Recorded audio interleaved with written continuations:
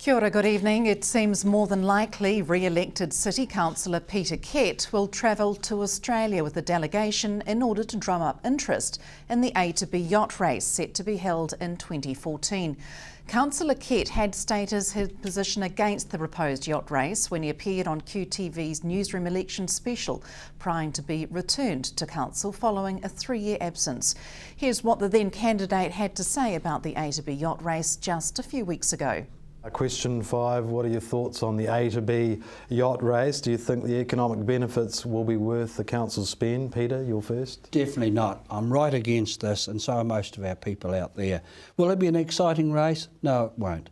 The first yacht could come in, it could be 5 hours in front of the second. It's not going to be like what we watch on TV with the America's Cup, which is very, very exciting. I believe the promoter should have started 18 months ago and talked to the large corporates of New Zealand, get them behind him first, and that they would get benefit out of promoting a race. But no council funding for the race from me. And this is how Councillor Kett explained his position regarding the race earlier today. Prior to the elections, I was in favour of the yacht race, definitely in favour of that yacht race, but I didn't want a cent of council funding going towards it. And we'll bring you that complete interview with Councillor Kett shot earlier today later in the bulletin. The government has lowered the blood alcohol level for drivers from 80 milligrams per 100 millilitres of blood to just 50 milligrams. Drivers caught with a blood alcohol content of between 50 and 80 milligrams will not face conviction and licence suspensions. Instead, they'll be fined $200 and receive 50 demerit points against their driver's licence. The lowering of the drink-drive limit's expected to save 3.4 lives a year, prevent 64 injury-causing motor vehicle accidents and save an estimated $200 million in social costs over a decade. Legislation is expected to be before Parliament by Christmas, becoming law by mid-2014. We asked lunchtime shoppers how they felt about the lowered limit. I personally have no problem with that at all. And the fact that people will be fined if they are between the 50 and 80 milligram, that's good. I haven't got a problem with that. I'd much rather have people on the roads that aren't drunk. Would you support a zero limit then? Yes, if it came out, absolutely. You're a supporter of that? Yeah, definitely. And what do you feel about people being fined rather than losing their licence if they're caught over that 50 but under that 80?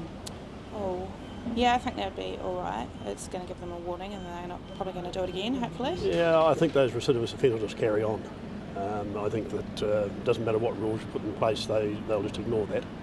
Yeah, I'm favour for that. Harder. I reckon there should be no drinking. Should just stop it altogether. You favour no beers after work? Yeah. Everyone knows where they stand then? Yeah, well, you've got a clear head. I don't agree with it. You don't agree with it? Why is that? Because I think the limit that it is now is fine. Oh, it's so much safer for children around our age. Good example for the adults to sit for the kids. It's a good idea. Kiwi households will pay $104 million less per annum for copper broadband and voice services from December next year. The Commerce Commission announced today the fair price for copper services was $34.44 per line per month. And the Telecommunications User Association says any price government proposes above this would be seen as a tax on Kiwi households. The figure is down 23% from the current $44.98 and is less than the government's proposed final range of between $37.50 to $42.50. Infrastructure company Chorus, who charges internet retailers for copperline services, says the internet pricing cuts mean it won't be able to borrow the $3 billion needed to build the ultra-fast broadband network unless government intervenes.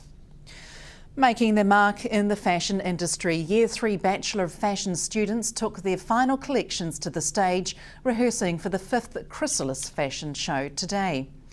The annual show, run by the Southland Institute of Technology, Fashion Design and Technology students, is underway at Invercargill's Centre Stage Theatre tonight.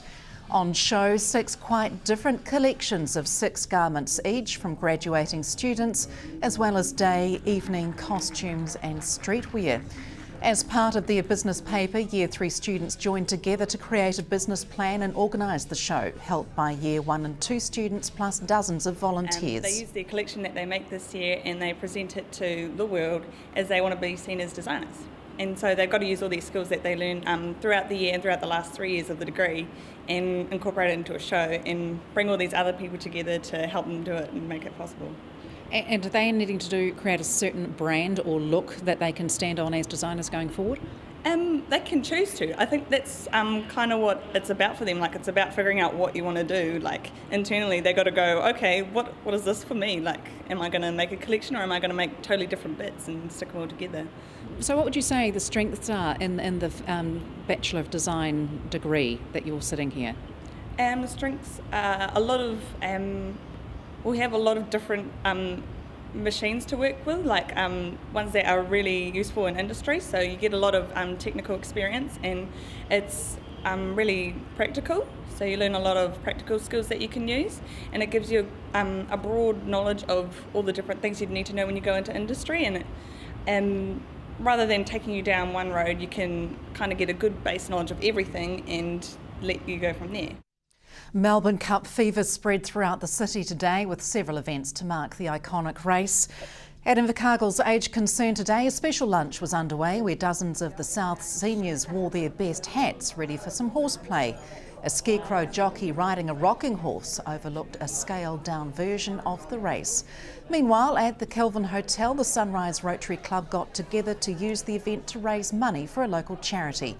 Wearing race day glamour, a charity auction and horse betting helped raise money for the YMCA's Get an Edge charity, a program that helps preteens and teenagers develop their confidence and group abilities.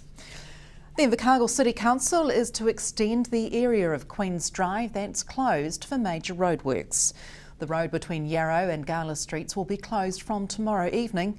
Invercargill City Council Roading Manager Russell Pearson says stage 1 of the Queen's Drive road closure took place on October 13th from Tay to Yarrow Streets and Don from Doon Streets to Queen's Drive to help speed up completion of the final stage of the Queen's Drive upgrade. Mr Pearson says the council asks people to continue to be aware of the temporary traffic lights at Tay and Don Streets and Doon and Yarrow Streets, plus the temporary roundabout at Doon Gala intersection. Stay with us. Coming up after the break, we continue our interview with Councillor Peter Kett.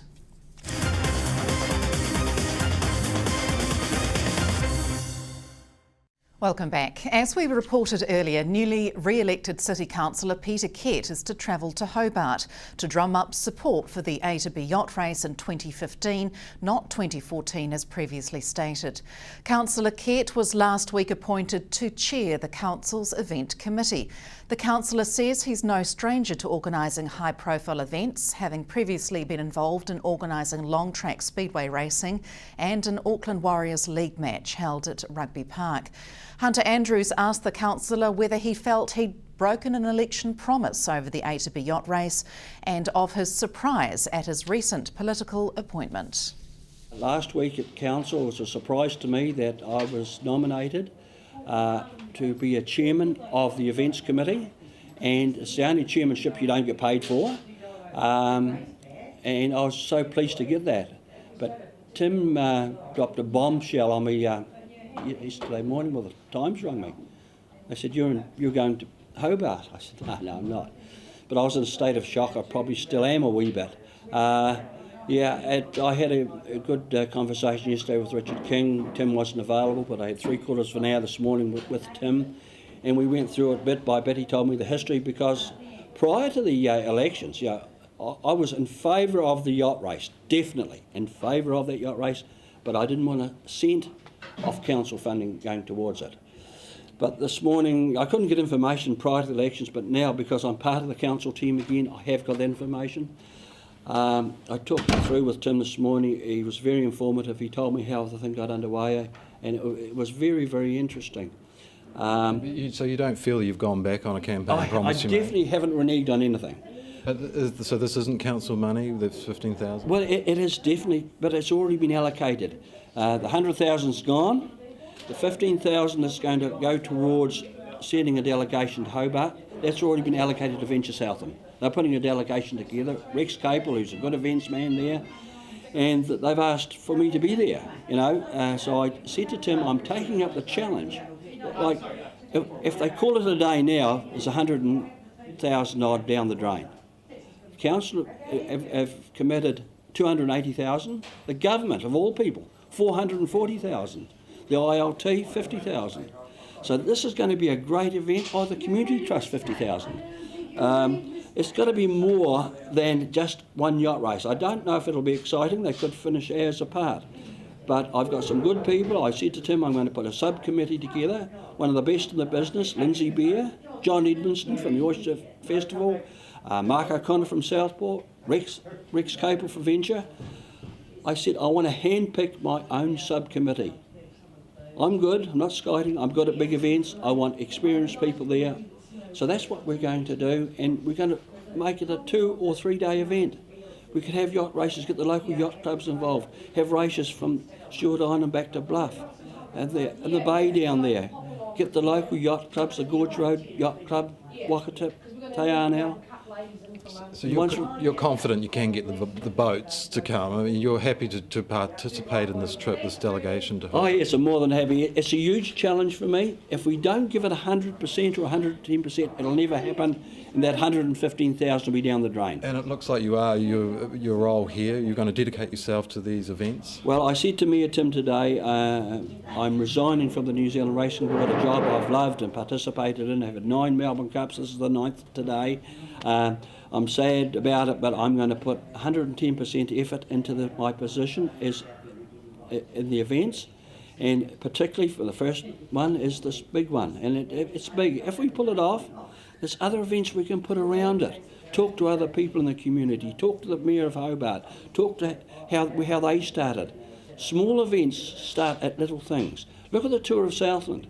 1956, the Tour of Southland cycle race was for the centennial event, a one-off. But some of the enthusiasts there said, look, why don't we make an annual event? But was there council money involved? No council money. But look at the success now, because there was dedicated people, the Tour of Southland, which is on this week, and it gets not only New Zealand media coverage, Foxnet Australia, and they beam it throughout the world. So I'm not saying the yacht race is going to bring that sort of outside audiences in, but events start off very small. You've got to think positive and get the community in behind you. You're copping a wee bit of criticism from fellow councillors around the table. How do you feel about that? Can you work with them? I can work with them. They probably don't know my history. Like Alan Dennis made comments and Lindsay Abbott. When I was putting these previous big events, they probably weren't involved with council then. So, you know, I'm not moaning about what their comments. Anyone's entitled to their opinion. But I know we can achieve things if I get the community behind me and all of council. I was voted on to do it unanimously last week as events. So yeah, it's going to be good. It's exciting for me, and I'm giving up my full-time position. I'm losing money to put an effort into this. So I'm dedicated. I'm a dedicated Invercargill person as it is. And that's it from the news desk this Tuesday. Coming up in sport, we catch up with the All Blacks on their Northern Hemisphere tour. From us, the news team, good night.